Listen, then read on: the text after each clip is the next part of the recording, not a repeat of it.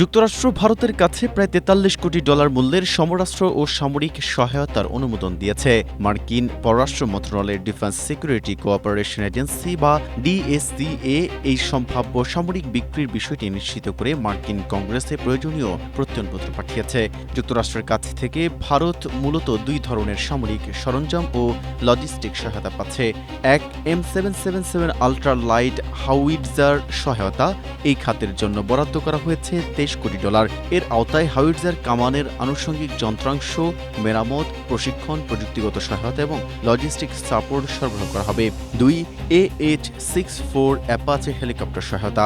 বাকি যে ১৯ কোটি ৮২ লাখ ডলার রয়েছে সেটি খরচ করা হবে এই অ্যাপাচে হেলিকপ্টারের বহরের রক্ষণাবেক্ষণ, প্রশিক্ষণ এবং অন্যান্য প্রযুক্তিগত সহায়তার জন্য। মার্কিন প্রশাসনের মতে এই সামরিক সরঞ্জাম ভারত ও যুক্তরাষ্ট্রের কৌশলগত সম্পর্ককে আরও জোরদার করবে।